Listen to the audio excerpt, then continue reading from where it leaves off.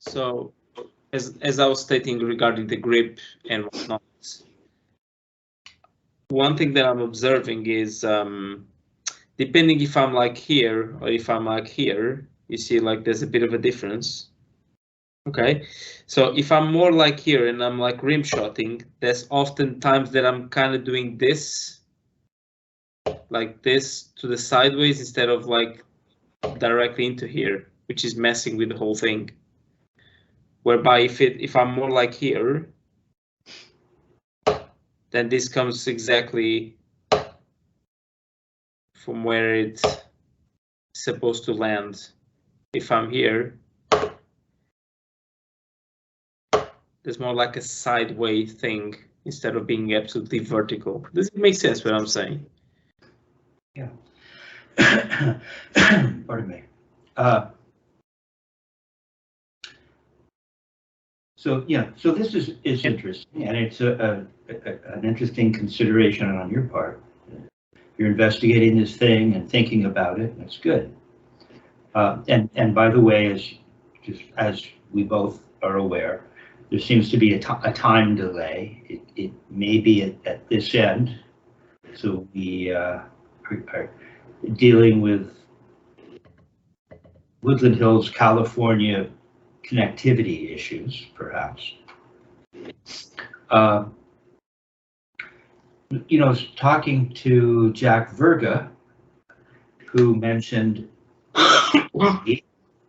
that Murray used to teach, and I didn't know that Murray had a school with Gladstone, apparently, and a really wonderful mallet player, vibraphonist, I think, but I can't remember his name.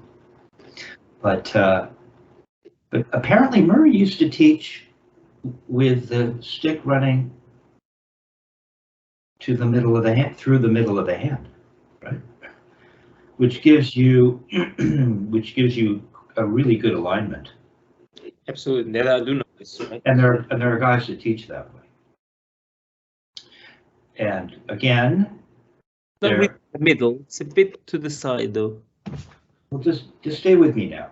Okay. And so, but it turns out that Dick Wilson talked to Murray about that, and he said, you know,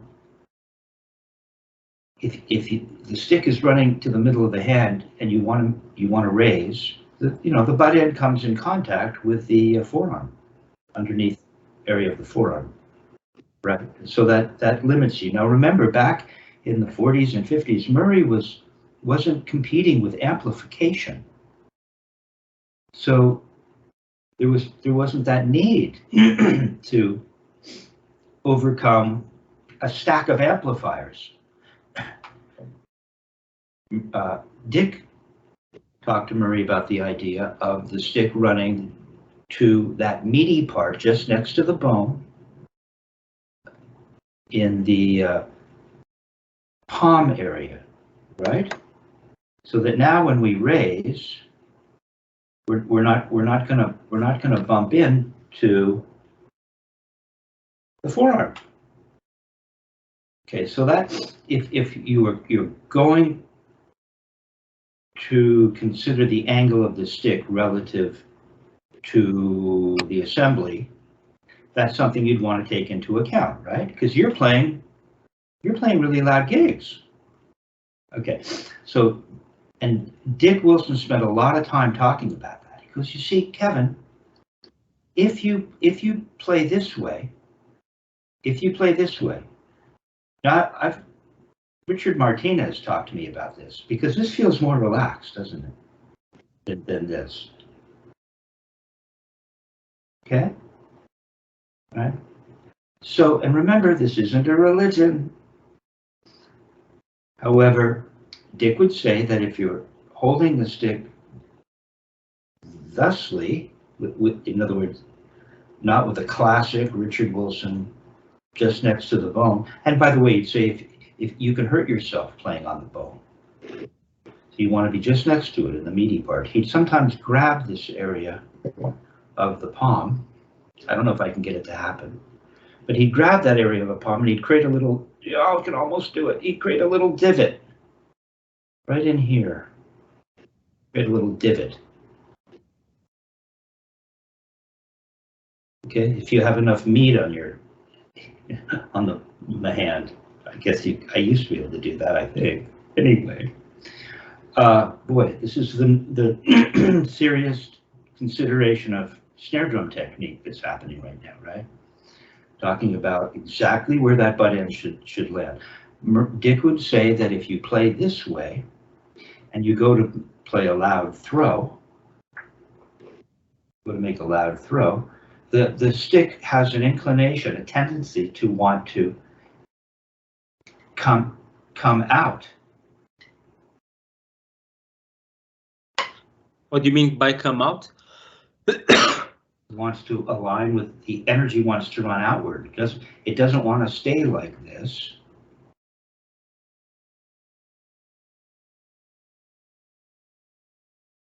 Doesn't want to stay like that. It tends to want to come with a lot of thrust. The stick wants to follow the path of the forearm, it seems. So that's something that you can play with. So those are the considerations that, you know, one would want to contemplate. All right. If you're to hold the stick like this, let's see. Yeah, I have to think about this stuff.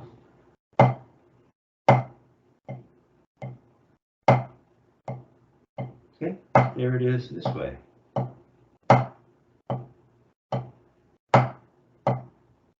Here it is this way.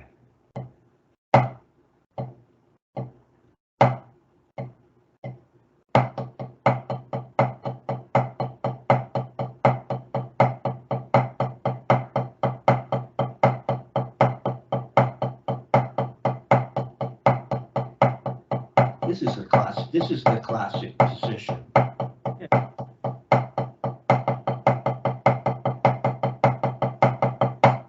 That's the classic position. So you have to decide. The gig, I believe, is that once you decide, that's where it has to stay. So if you want to play in that more relaxed way, you can. I'm not going to make a big deal out of that. But I think for efficiency, it's probably a good idea to listen to Richard Wilson. Not that anybody else is incorrect. I'm just saying, in terms of the ability to play with volume, in terms of the idea that the stick seems to want to travel in a straight line as opposed to maintain its position, right? I get that. But then what about traditional? That's like this. Look, Ralph. Now what are you going to do?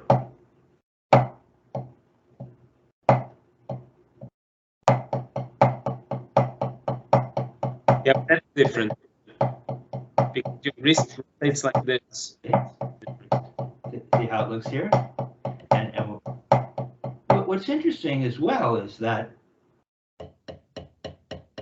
you know, when Louis Bellson, this isn't my thing, but Louis Bellson can play like this, right? I should get into it a little bit, right?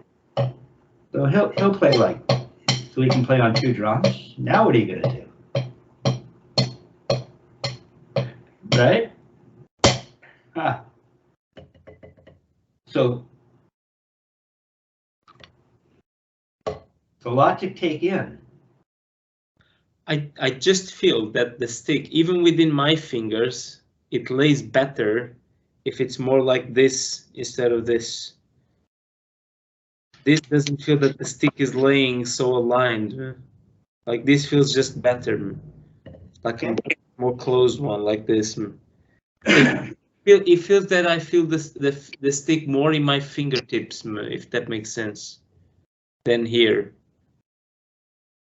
Well, maybe not. But let's add another element to this. What if we just let the arms hang like this? And then we bring the sticks up. See, as they're hanging here, now it feels like the fulcrum has changed as well. I think this is a Richard Martinez. I think he said this to me at some point. Now it feels like, you tell me, where does it feel like the fulcrum exists?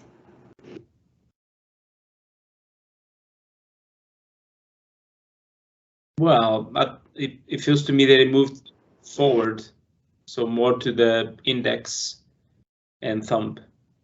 Yeah. You're holding it here in a sense, right?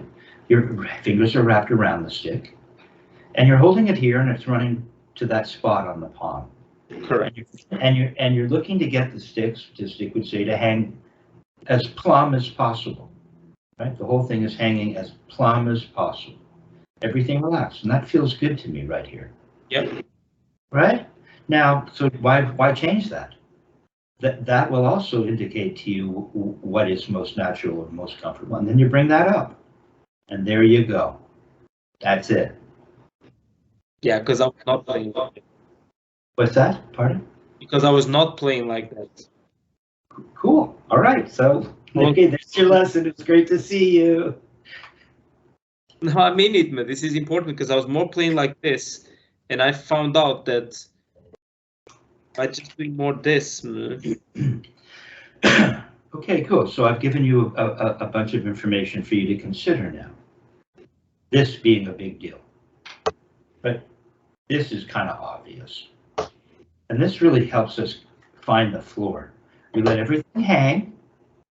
We want to have the patience to let everything is just hanging, right? And then we're going to bring the sticks up and determine where our floor is. Okay, so last lesson, we had a discussion with regards to just what does it feel like to turn your wrist, right? How does the whole thing work, right? Because as you learned, you thought that a wrist rotation in the left, and it's true, right? But how do we match a traditional grip to the right hand palm down grip? How's that? At a certain point, this would get tight. You can't go any higher. You're right. Now this hand is different. It seems like it can go higher without the arm moving at all, right? It's interesting. However, so what we want to do is, because with this technique, we get volume. Typically, there are always exceptions, but typically we get volume based on the height we turn, right?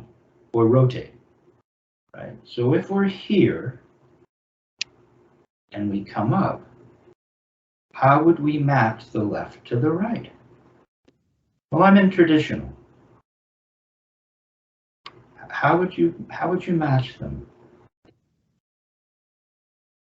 See, look.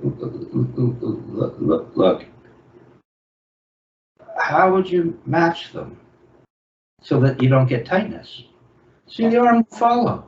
Arm follows in. The arm will follow if you do it properly. You see? And then it would come back down. And we're back to the floor. Okay. So now, it's going to be different. We're not using a different assembly. We're using the same assembly, but on the left side. We're palm down on both sides. Now, Dick would say that there isn't always cross-lateral transference, even though they're the same. One hand might be doing it correctly and the other isn't, which is kind of what you're experiencing. It's like, I can't believe this. How is it that this hand seems to work? And you're right, when I watch you play, so your left looks different. Even now, maybe a little bit better now that we've been talking about the grip and the position and so on. So, and for me, I don't play this way very often. So, but there should be a kind of mirror image. You know, we're human beings. We're not machines, although we're based on machine-like apparatus. You know, the whole body is a series of lever systems. Really comes back to the idea of the lever system, right? Without any metaphors. It's just force to resistance over a fulcrum applied to a lever arm. So we had you at 40. Put the metronome at 40. Metronome.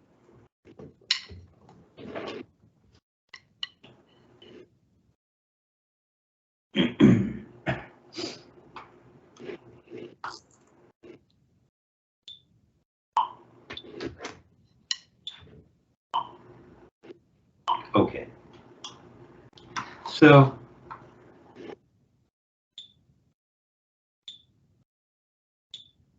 I had you playing eighth notes at 44. Let's start at 40 because I may expand on this exercise.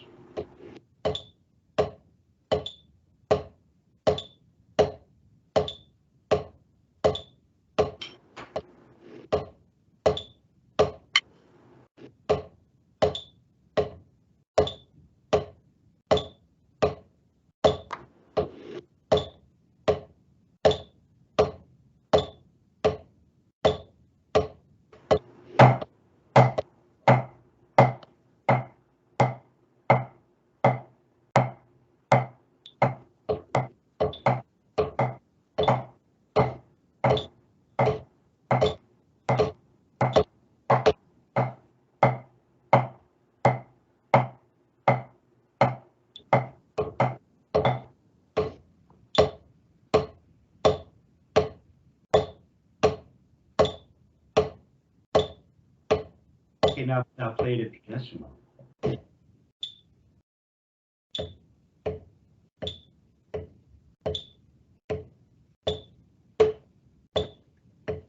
That's not pianissimo. You have to drop it from parallel. Okay.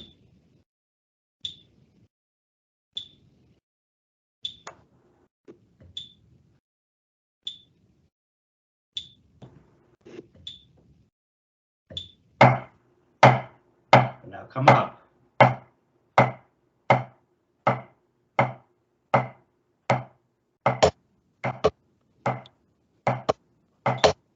You're already back down.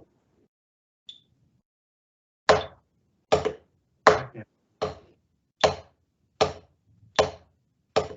Back down. Come back down to here. That's, no, in a pianissimo from parallel. Oh, you want pianissimo? Okay. Yeah.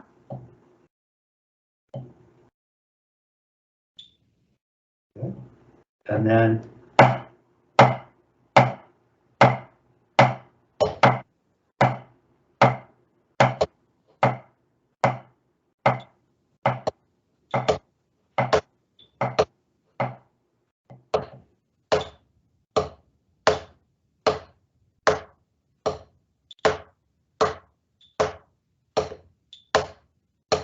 so here's pianissimo.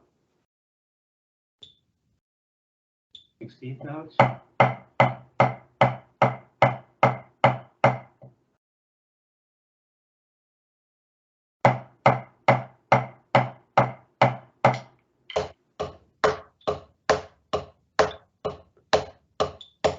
Pianissimo.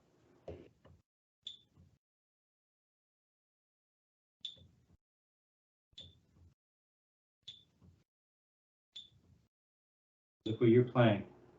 Why? Something changed. You must have been using your arms in some way. Okay, that looks pretty good. Okay.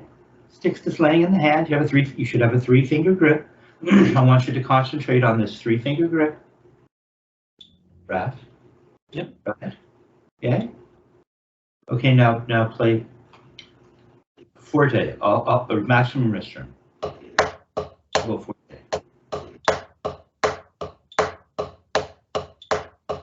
Okay, stop playing. Stop playing and show me your grip in the left. Don't change it. Just show it to me. Stay in center of the screen. Stay center of the screen. I'm not really convinced that your thumb is sending energies to a space in between the first finger and thumb. It likes to creep up, but it's not bad. But you're busted because you're not turning your wrist. Now, it takes years. It can take years to learn to turn your wrist. Like, what the heck is a wrist turn? Right? Buddy was famous for having a great wrist turn, right? But when you go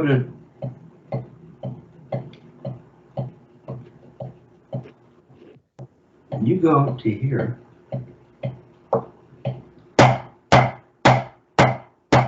you're doing this. You're just doing this. That's not what it is. This is what I was trying to tell you last week. It's this. You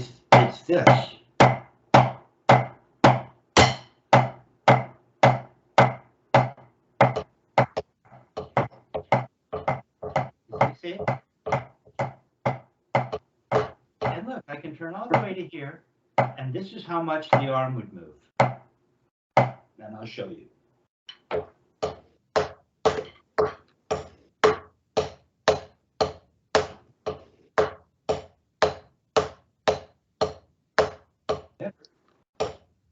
Feels different, doesn't it? If you lead with your arm, you're spoiling the wrist turn. You won't have a wrist turn. This is all about leading with the wrist. It's difficult to only get the arm involved, only at the maximum extension of the wrist, right? That's the kind of the issue. You know, the gig is, and here's another thing. The gig is to really keep this simple, right? It's telling me about background noise. I'm just going to turn off. There's another fan running back here. Hold on. See if this helps. It went away. Maybe that background noise was interfering. Okay. So, yeah. So what we're getting is I'm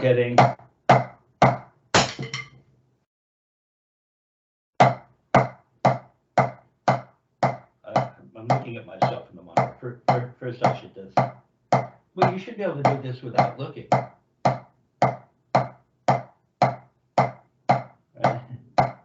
You see what's happening? Yeah. And all I'm doing now is I'm not thinking about it. I'm not thinking about it. I'm not thinking about the hand opening or closing. It doesn't really matter. In fact, maybe nobody really knows exactly what's happening. But you know what? You know what you will know? You will know that you have a 3-finger grip, and you'll be turning your wrist. You'll get a particular sound, you'll get a particular feeling, and you'll get a particular look, right? So you're going to see to what extent. I mean, I don't know. I don't know. Let's see. See, look, it's different now, isn't it? Yep. It's different again. And it's different again. Here we are.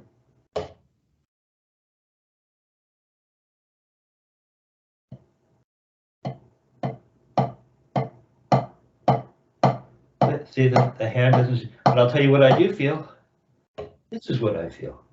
And I feel turning my wrist. Now let's find out, when does the arm start to get involved?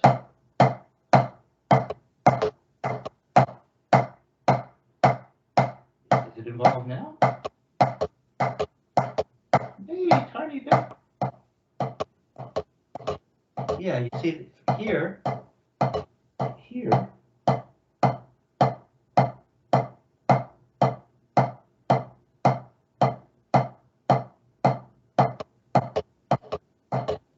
Look what's happening. What you want to do is you want to body by feel and then notice what's happening and not impose some clever thinking, or the words that you've heard me say, or something that you've read about the technique, and foist that on the approach to playing, or you'll spoil it. The gig is you want to feel certain very simple, very elemental things. So you'll notice that at this height, when I turn, I get this. Look, look, look. It countervails a little bit at this height. By going down a little, doesn't it? Not that high, just easy. I was turning here.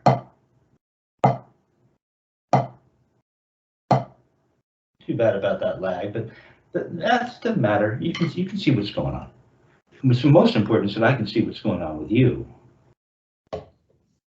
I think that's what's most important. You should be able to see what I'm doing as well, but I think you can, hopefully. Yeah.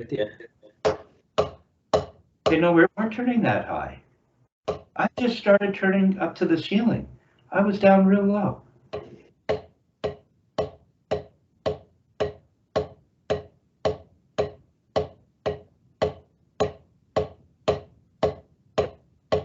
You give me a right profile. Do you have another pad so you don't have to disrupt everything, where you can just simply turn and play on a pad to your side? It's fine. Okay. Go ahead, play.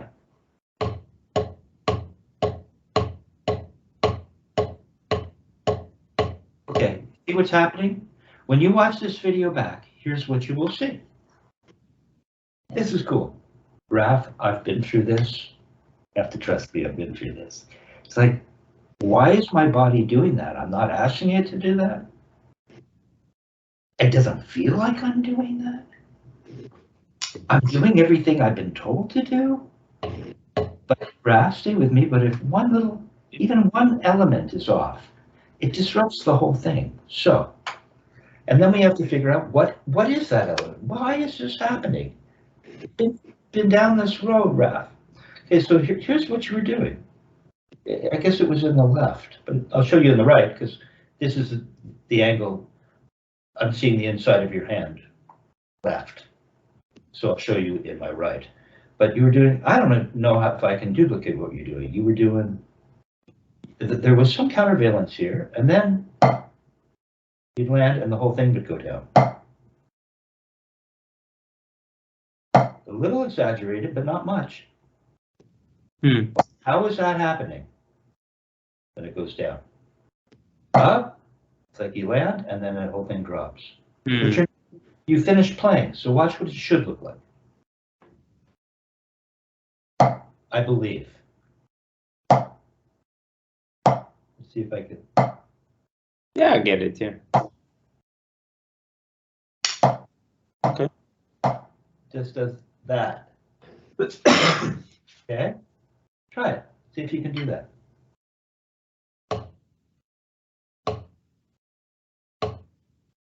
That's better, isn't it? How much more solid that is. You can say, well, yeah, but boom, boom, boom. Okay, so now what happens? So what you're feeling is, okay, so now what we're going to do is we're going to play. I like this angle right now. Back up a little bit though, so that I can see bead on at least some of the surface.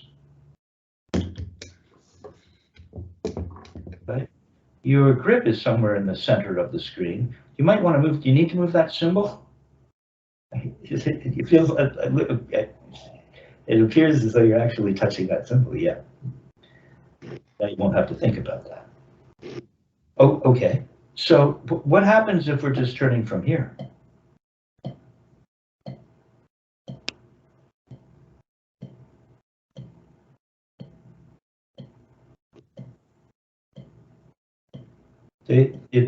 It almost feels like this is Richard Martinez stuff.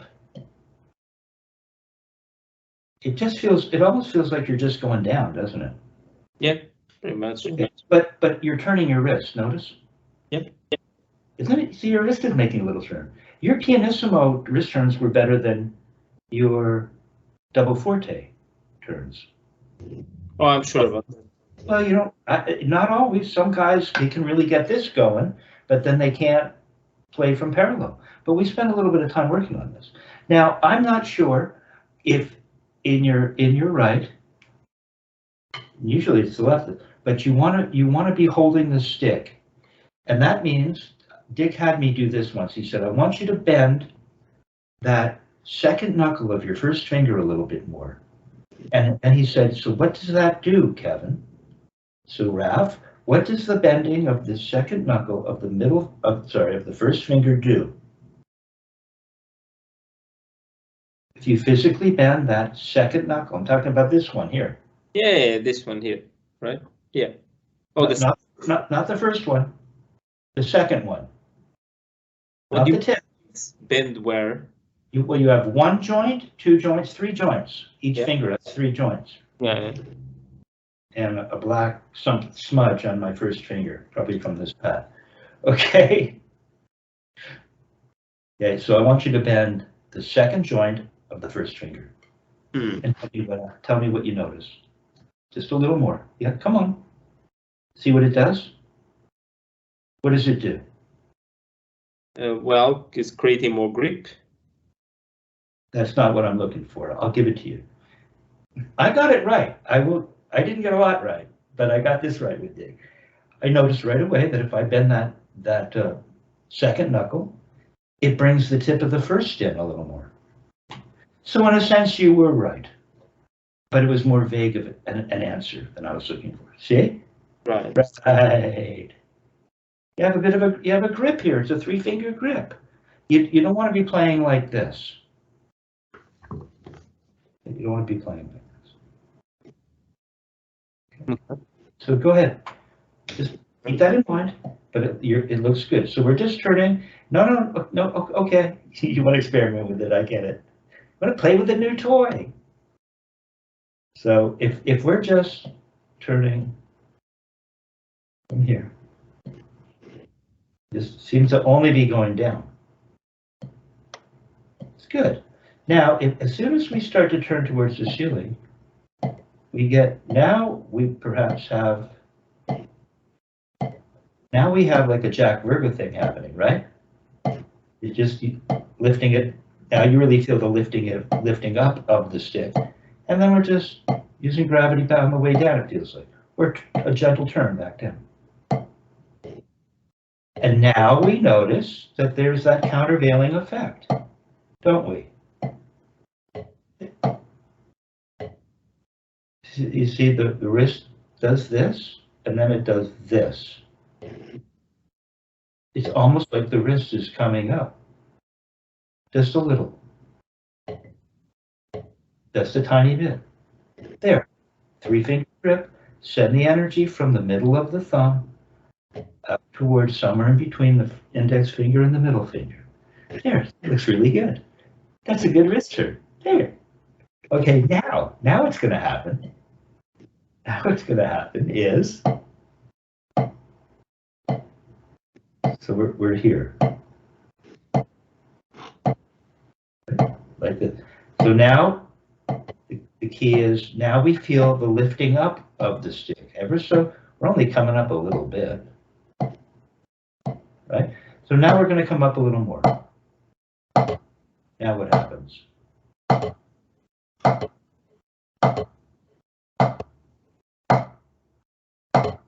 See? I still feel that countervalence.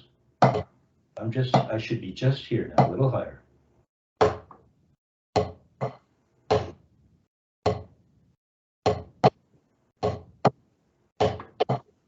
Now here's what I see now. Something has changed. You had a very good wrist turn at the two other volumes. So now something weird is happening. Let's fix it. Let's investigate together, okay? Because now what I see is this. See, down here I just saw this. Pay attention to the butt end. Here it is.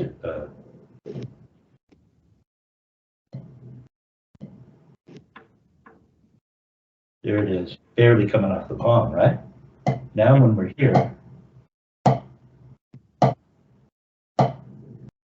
This is where you were still cool. Okay, now when we're here,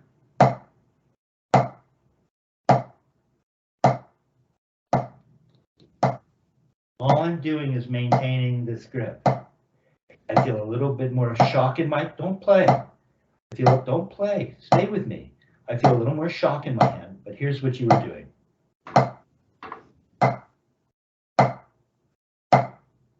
I'm exaggerating a little bit, but boy, stick.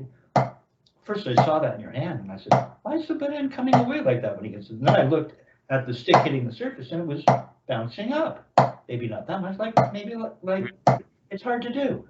Here's what I want. It just stops. It goes boom, boom, boom. The eye feel lifting up,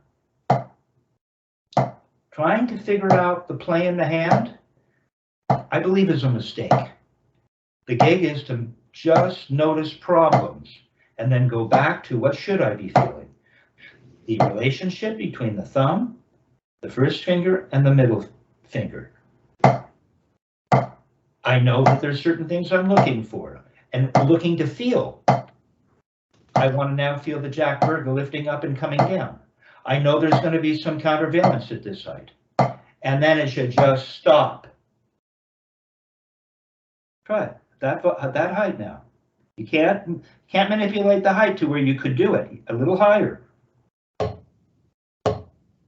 No, you're lifting your arm. Don't you see your arm is coming up, not countervailing? There it is. There. Now it just lands. 3-finger grip. Boom. Don't go leading with your arm. I want to see the countervalence. Just a little bit of it. Don't overdo it. Don't make a big deal out of it. And the countervalence stops as soon as you get to the surface, doesn't it? Don't let it bounce up. You fixed it. You started to let it bounce up. Remember the second joint of the first finger.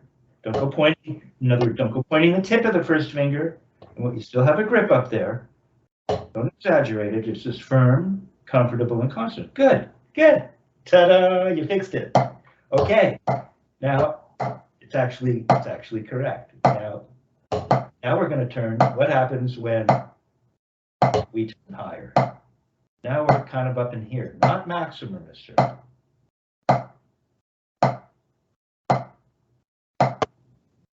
Now I don't see that countervalence. Now I don't see the countervalence. I'm turning to here. Tiny bit of arm seems to maybe creep in. See, I had to look. I'm playing by feel. But now, yeah, there's some torque involved. We're turning pretty high, not quite all the way, but we're up here now, all right? Imagine if the left had to match that. How would that work? Watch. Maybe it helps some people. Okay? Okay, they got to come up together. We got to be, so the left arm moves a lot more. It's different. This is where trying to make the left exactly like the right is a big mistake. Although there are similarities. Okay? All right. Okay, so now you're getting your head around and you're successful. Back to the Wrath grip. You're going to the UK grip. Actually, I think, isn't it, who is it? Liberty, no, not Liberty. Who's that wonderful teacher talks about the American grip? His name's just not coming to me for a second.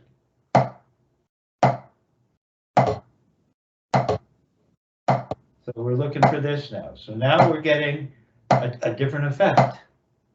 Come on, you gotta hold it with a 3-finger grip. It looks all sloppy. You gotta hold it here. Look, you gotta hold it.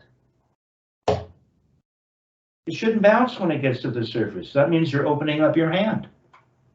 It has to. No, you're not coming up high enough. There'll still be some countervalence there. You really have to know how high you're coming up if you're going to experiment with this. There you go. So now you're going to feel the lifting up of the stick even more. It's all about lifting it.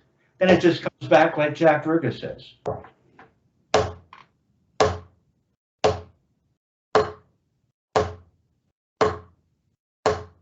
Good. Not bad. Let the other whole arm just hang freely. It will teach you if you leave it alone. Okay, now we're going even higher. We're going even higher. We're going to turn all the way up.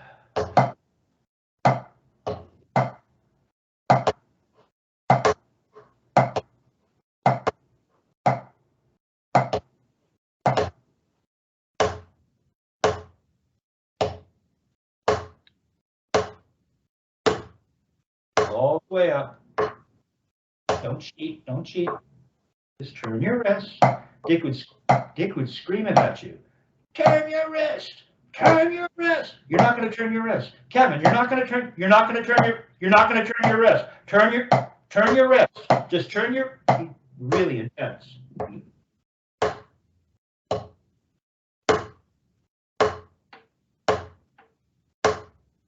you should be right back at the floor. Not bad. Not bad. So that's your right. You were in the left. Can you do that in your left now? Oh. Just show me, because it's your left you're always complaining about, but I know you can. It's nothing, Raph. You're just missing certain stuff.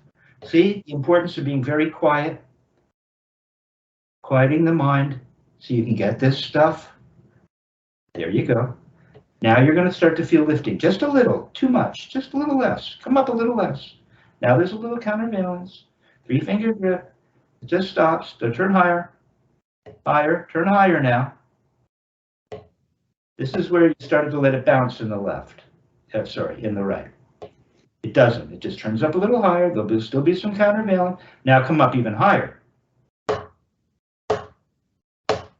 Now maybe the arm's close to getting involved. We don't even care.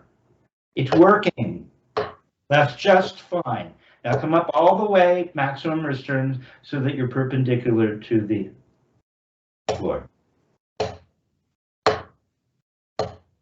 There you go. Okay? Much better. Much better. See, and we didn't waste any time. We got right to it. It's more fun that way. But it takes a certain kind of, I'll tell you, half of the, I know you want to say something, but half of the gig with regards to getting this stuff, believe me, I went through it, is not learning the technique. It's learning how to be the student that can learn the technique. Right? It's the consistency, Kevin. It's just not consistent. I can't consistently do. How could it be? Because when you think that this is a wrist turn, it won't be consistent because it doesn't feel right. So you'll always be searching, and it'll always be changing. Yeah. Now it will be more consistent.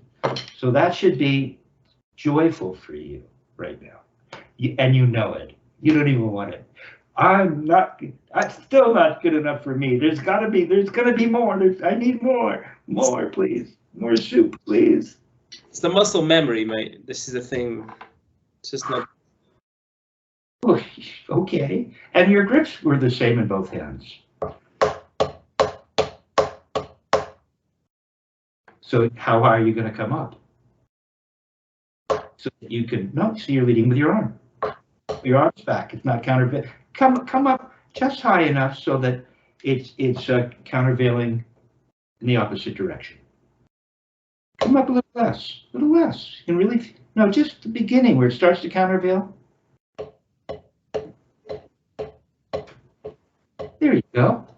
That's not too bad. See how nice and easy, even that sounds? Look, you're right in the center, almost. There. Don't go leading. It should go the arm will countervail. The human body is a perfect, simple machine. It's really pretty amazing. Okay, so where were you there?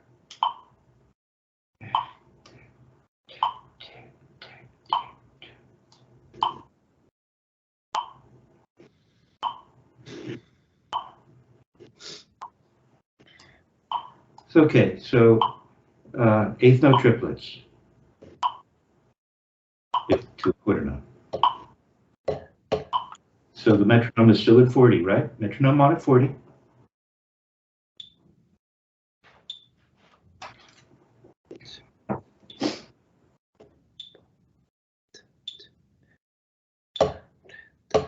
You're turning too high and it's gotten loud and clunky. As soon as your mind had to think about anything else, which is cool, right? But you have to start to notice this stuff on your own. That's why I'll write out a concise lesson describing exactly how high I want you to turn for each iteration. So now it's back. Okay, now just play from parallel, pianissimo. Now we're not feeling countervalence, really. We're just feeling, what are we feeling now, Raph?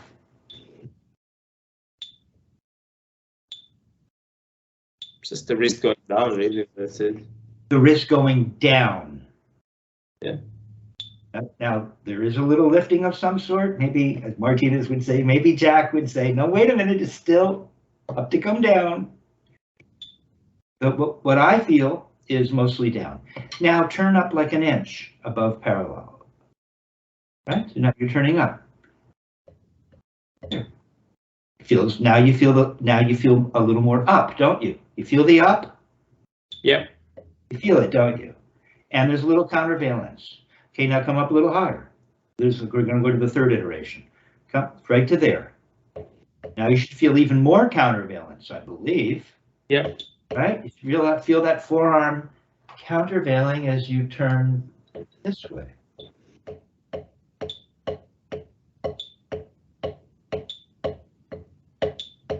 Right. Being out of sync. Okay, now higher.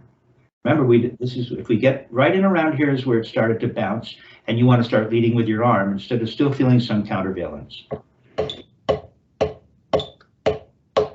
Look, your hands look kind of very similar now. Your left doesn't look weird. 3-finger grip. Maintain that grip. Okay, come up higher. Now maybe there's going to be some slight following of the arm. Good, not bad though. Come up higher. All the way up. Maintain the grip. 3-finger grip. Turn your wrist. Might be just a little arm here. All the way up now. Come on, all the way up. Don't start leading with your arms. Just turn your wrist and let everything go. Now you really feel up, don't you? And the down just goes clunk. All right. Okay. Boom! Right back at the floor. Look. You didn't even notice. Just, oh, I'm done. Okay, that's it. Much better. All right. Now, so I'll write out a little lesson for you that way. Go ahead and turn maximum wrist turn at 16th notes. There. The max speed I can get. Why don't I hear you? Say again, sorry, Kevin. I can't hear you. Is it this? This speaker can be a little wonky. Go ahead and keep talking. Hello, hello, hello, hello, hello, hello. Keep talking. Hello, hello, hello. Is it your end? Why don't I hear you? Hello. Hello. This get turned off? Hello, hello. Hello, hello. Yeah, I can hear you now. Okay, good. Okay. We maybe lost a little something, but who needs to see it when who needs to hear it when I can see it? I know what it sounds like. Murray would say, you're playing on a pad, but I hear what it sounds like on a snare drum. It's like, oh, cool, it's great. All right, so now pull out accents and rebounds. Let's take a quick look at that. Yeah, yeah.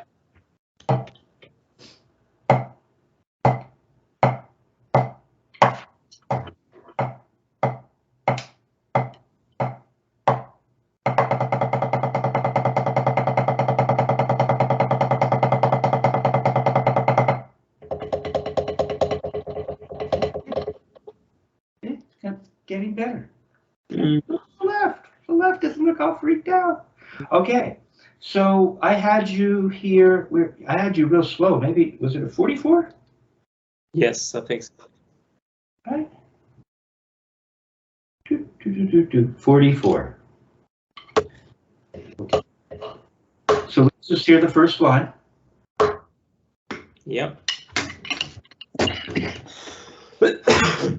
Bless you. Thank you.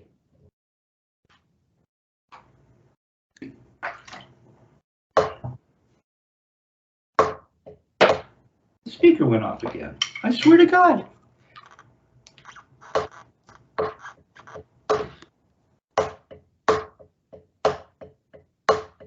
Powering on.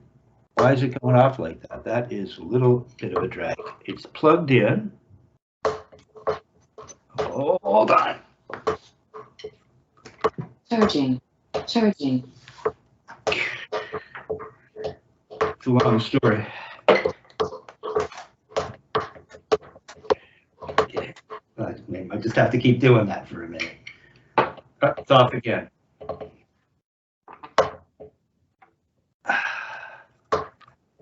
Unbelievable. Why is that happening?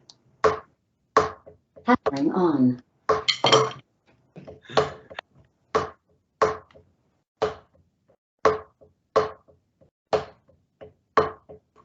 All right. Well, we may be coming to the end here. We've been going for a while, but let's see what we can get happening. Or I'm going to have to teach you by Braille. I don't know. We'll see. See, it's gone off again. Powering on. Okay, so go ahead and play the line number 1.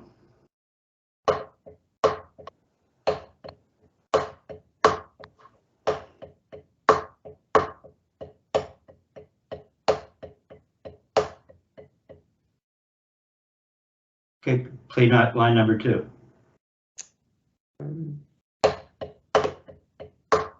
Are you at 44?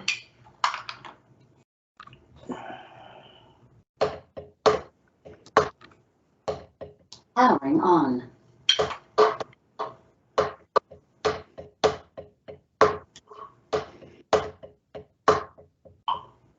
Wait. It's eighth notes. We were playing this as eighth notes. Go ahead and slow it down. It's cool. You're in the right direction, you see? It's really very easy. Powering on.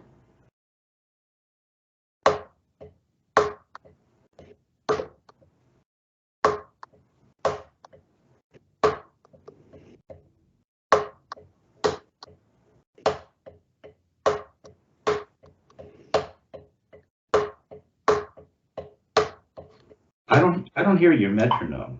I do hear you right now. Powering on.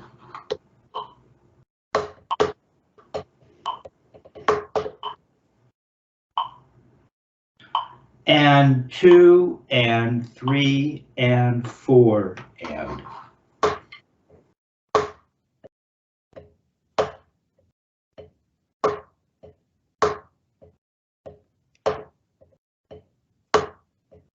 Remember, you have to decide where the ups are. The right has to make an honest to good up. Probably just dropping. Powering on. Just dropping from.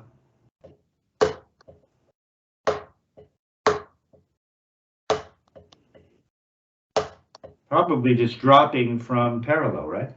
So all it is but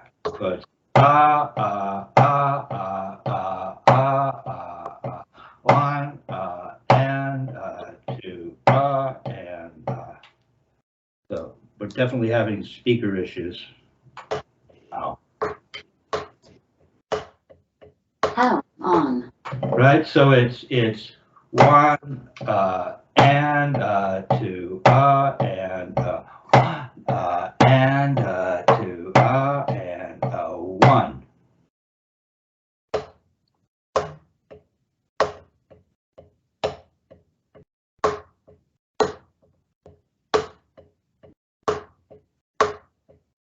Okay? Now, let me just try one thing here. I wonder why that's happening. Let's try one thing here.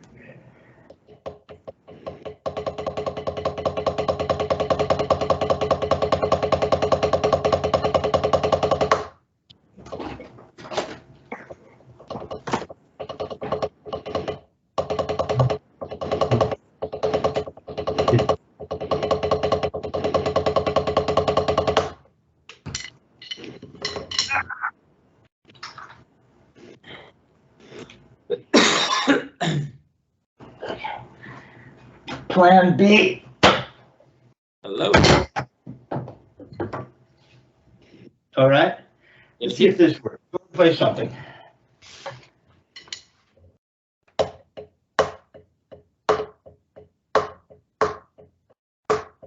Powering on. Let's see what happens.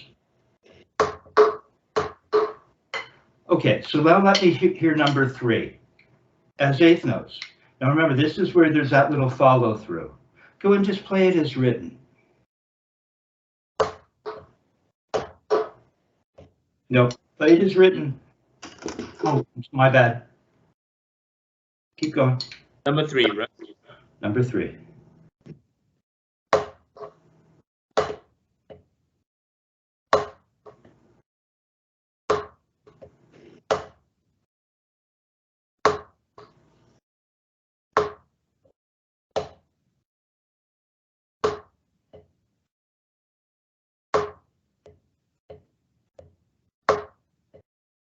Do me a favor, start it from the beginning. No, the follow through doesn't get raised to the ceiling. It does that. It does this.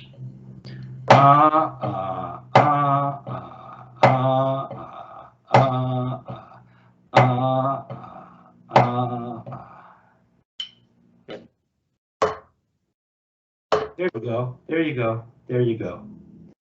Okay, so you got this. I want you to work on this again. I want to hear this now. Go ahead and play it at. Go ahead and play it at 52. Play that same line.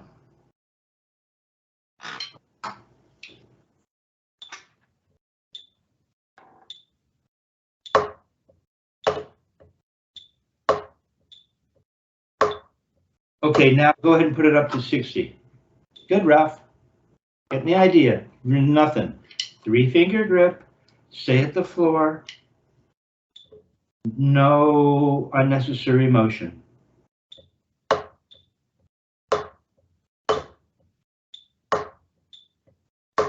Good, good, good, good. Good. So you're going to work on this. This time you're going to probably, I'll challenge you all. I think you can get to 60. Be fine. Now I want you to pull out the Spivak up and down stroke exercise because I had you working on that. Yeah. I may have solved this issue, but I shouldn't have said anything. I may have jinxed it.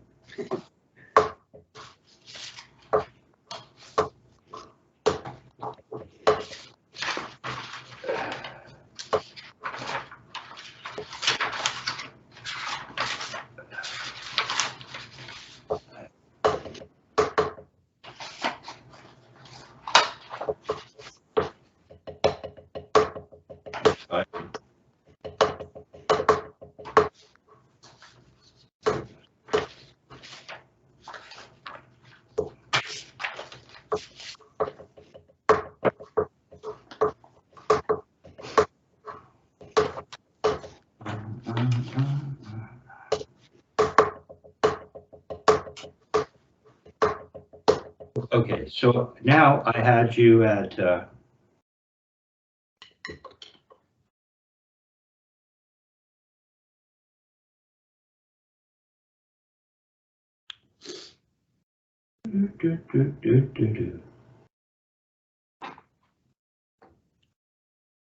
Okay, so what did you get this up to?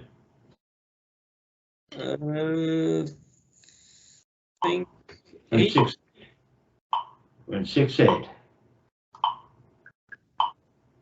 Oh, We're at, exact one. Okay.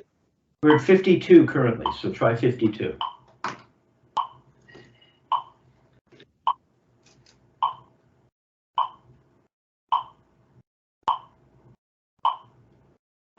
All right, not what we're doing.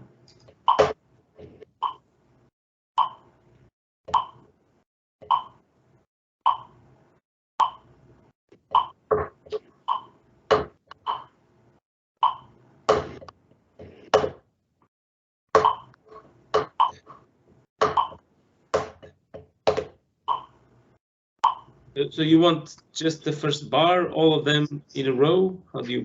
No, play it as written. Play it as written, just the first bar.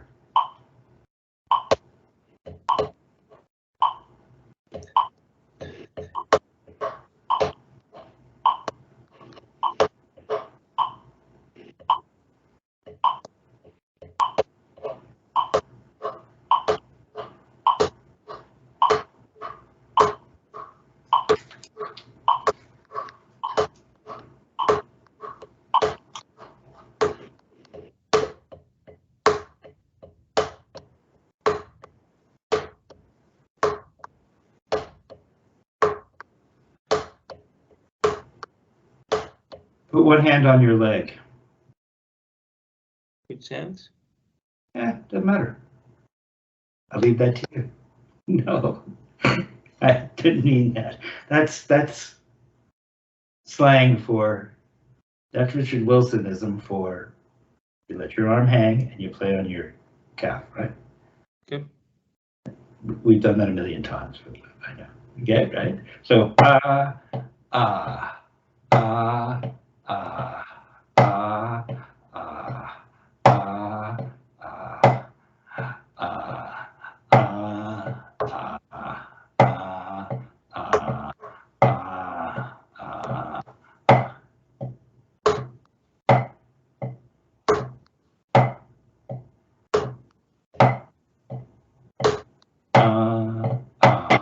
so the hand is just doing this, isn't it? We can decide where to come up. You can come up for both notes. You could come up for the second note.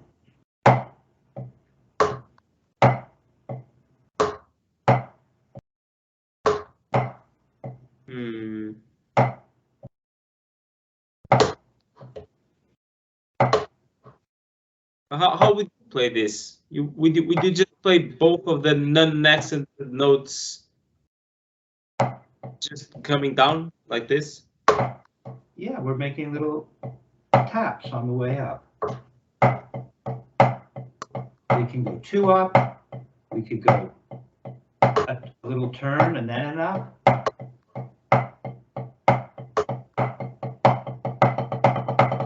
So it's going to just start to do that. Yeah.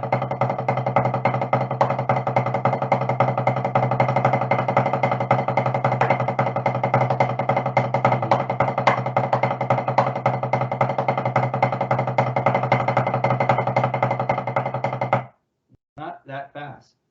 I mean, it's easy. It will go fast because of the relaxation involved. Okay?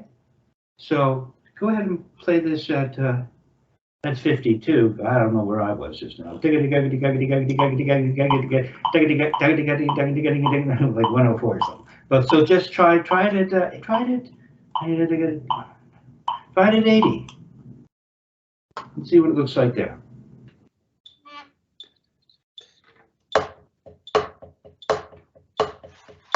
It's like,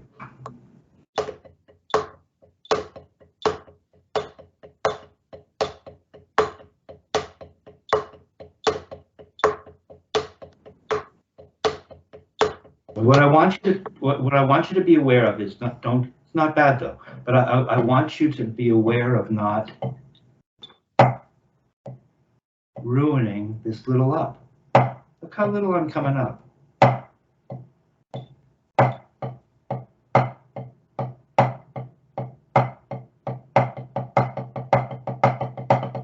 Look how little I'm moving.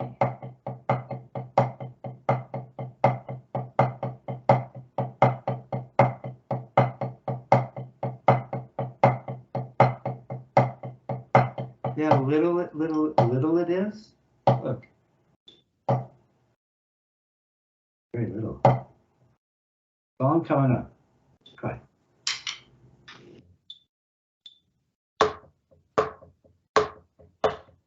You want to come up too high. Okay, go ahead and put the metronome on. Put it at 104. I was, when I said 104, I was twice as fast as 104. Okay, I see how you're playing it, but I don't. No,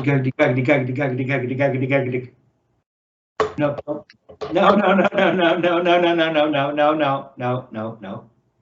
You can't, you're not there yet, but where you are is really good. You're doing fine. Go ahead.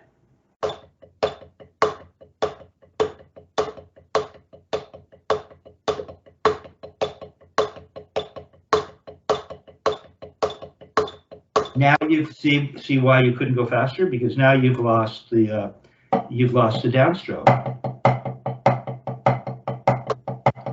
The downstroke has to stop at the floor.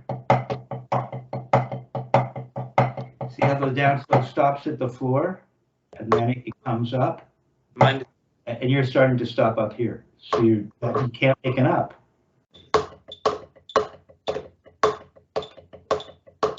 Okay, that's as fast as you can go correctly. Very good. You keep practicing that, and you'll blow this out of the water, right? But any faster, you're starting. It's just starting, and this is fast. It's cool that you can do this, right? You're like at the point where you're going to demand from your band. It's like, I'm playing a solo. You guys can go take a break. Go get a cup of coffee. Come back when I'm done. All right. So you can see that what you're learning here is, you see, once you start to develop the feeling for a wrist turn that you're getting to know, then it can start to turn into something else. So if you were to just do this,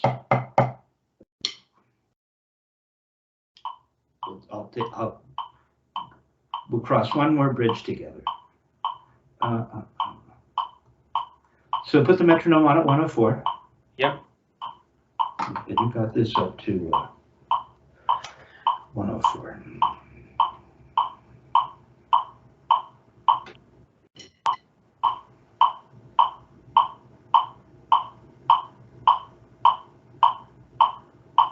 Okay.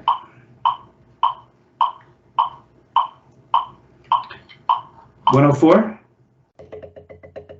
104? Yep. Okay. So now you know what a wrist turn feels like, because this whole thing is just a wrist turn. It really is. It's hard to believe that it's that simple. You see, and so what we're searching for.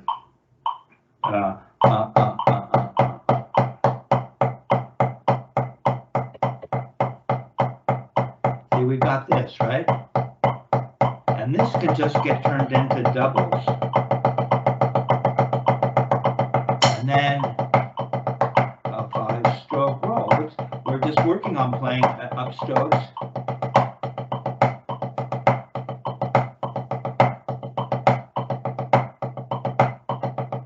Yeah, how?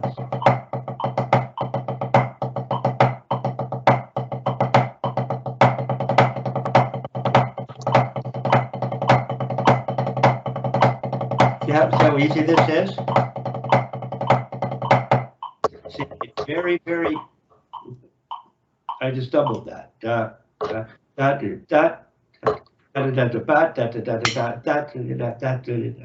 did I just do?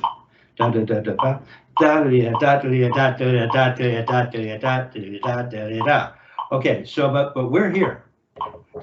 So first we're going to turn our wrist as eighth notes. Go ahead and do that. 104.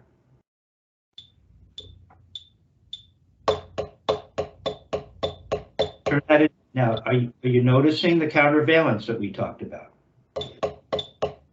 I'll just turn that into doubles. 3-finger grip. stroke roll.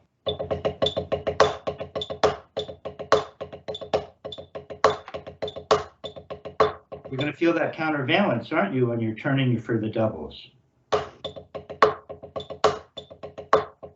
can't go lifting up after your accent. Why are you lifting up in the left after your accent? Stops and you turn your wrists. Stops and you turn your wrists. Let's go lifting up. Stops, now you turn your wrists. And you'll see the wrist go down when you turn. Turn a little higher so you feel the wrist going down. You feel that little countervalence. No, you're not feeling it. See? Your right's doing it.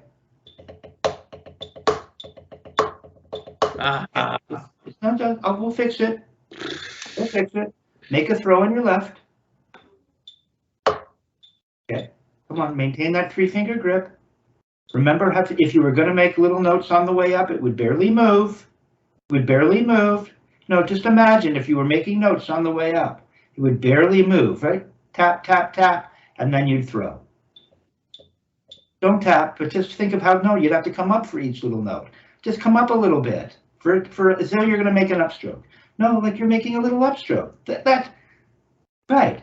Look how little you move. Now go the other way. Make a throw. No, don't go yanking up. Remember how little you moved? If you were going to make an up? There. There. Don't make an up. Don't just make a little throw as though you were making an up. It'll be tiny little up. There. There. Good. Good. Now, once you do that, remind yourself what it feels like to turn your wrist just up above parallel and see the countervalence occur. No, I'm looking for, no, you're missing it. I want the little wrist turn we worked on at the beginning of the lesson where you noticed your countervalence. Just turn your wrist up 2 inches up in the air. Just one, slower, 2 inches. Remember the little countervalence? See your forearm go down and then come back up? Mm-hmm. Okay, now do that with a double. No, you lost the countervalence. It's a wrist turn. Why did that go away? There you go. Come on, turn a little higher so you feel the wrist go down. You got it, dude. I know what you mean. Yeah, you got it. Turn up a little higher. There. That's a single. That should be a double. They'll feel very similar. Hold on to your 3-finger grip. Don't let your thumb go. Come on. There you go. Now make one throw and then do that. Now good. There. Look, your forearm went down for your little wrist turn. There. You didn't come up. You don't land. Yeah, you got it. You don't land. Come up and then do some little poking at the gig is we want to land. Then we're going to turn. There's that little countervalence. We play a double. That's what's happening. No extra motion. And you see, so that's why, and by the way, you really can play fingers, but that's not this technique. But you see, when you're using fingers, as opposed to wrist turns, if you're, I'm using fingers.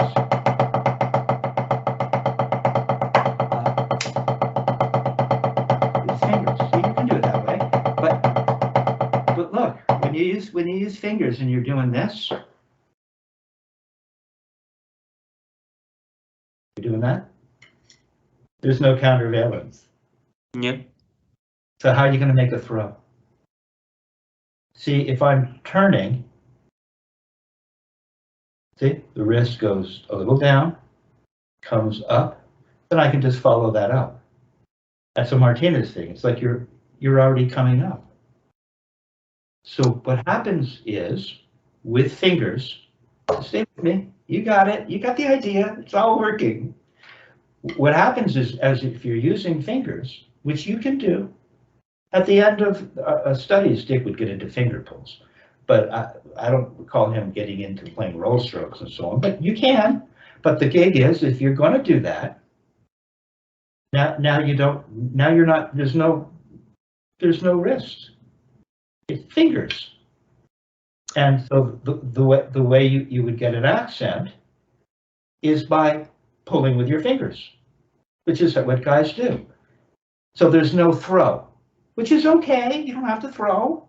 It's just not this technique. You can decide to do that. It's a lot more work, I find.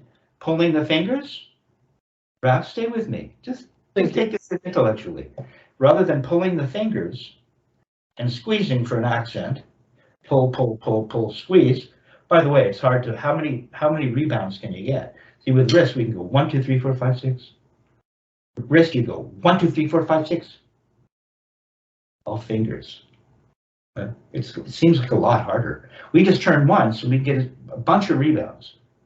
We don't have to play every note on the finger. But if you really know what you're doing, you can use fingers. But as I said, to get an accent, now you're just going to pull with the fingers. The other problem with just playing fingers is that you can turn, but you can only, how high can you really turn? How the fingers will only get you, what, to there maybe?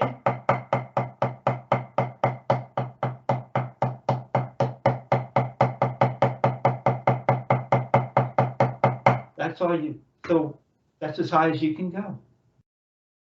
So what, guys, now what do? How do you play louder?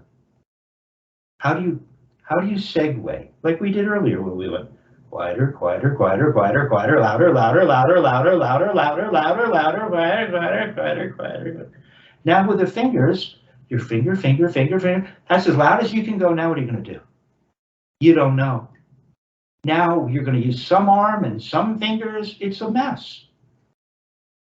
Fingers will only get you so much volume, and then the whole thing breaks down. But those doubles before the throw, is it actually a wrist turn that gets, or is it from parallel? What are you asking now? So in this case that we were looking at, is it like kind of a small wrist turn that goes into the doubles and then the throw, or just from here, from parallel? You know, you're making a little upstroke. It's what we just worked on with the feedback. You're dropping it from parallel. Right. Make a little, yeah. Yeah. Okay. Yeah, that makes sense. Right. But you're missing, once you make the throw, show me making a throw from there. It stops. Now what happens? No, what happens, because a 5-stroke roll has a double before the up. 2 sets of doubles in each hand.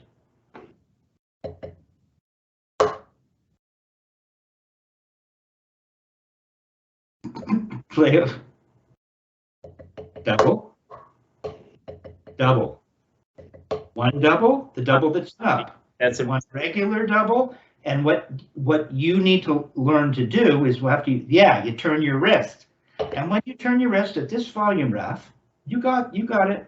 When you turn your wrist at this volume, not for the up, after your throw, I see. You're going to make that wrist turn where you're going to see some countervalence. I see. So that double in particular is a wrist turn, is not an upstroke, because there's nowhere to go from the upstroke. It's not an upstroke, right? It's a little wrist turn double, and you should feel what you were feeling for a regular wrist turn that you felt at the beginning of the lesson. But we diverged. This thing with the fingers, you can do it, but you need to understand it so well. And it just doesn't, it's more work. It doesn't lend itself to throwing. Well, and you're limited with regards to volume. And in general, and you see this all across, which is people get taught fingers super early, but you can actually play with no fingers, period. Right? That's just a fact. You can probably play 90% of your stuff without fingers, really. So I don't really get this whole focus on like, okay, now let's just study like finger technique. Is like, yeah, but you haven't even got your wrist sorted, man. Like, what's the point of even studying fingers if one's wrist is not even properly sorted? That's just right. I kind of just went through it with you. You can use fingers. It's more work, and you're limited with volume. Okay. And I'll leave you with what is really the final ultimate word in regards to all of this, because, you know, who is the fastest cat, like maybe ever? I've got to be careful, but Buddy Rich, who said famously, it's all in the wrist. On the wrist. Dennis Chambers. It's all on the wrist. Keep saying. I'd listen to Dennis. All right.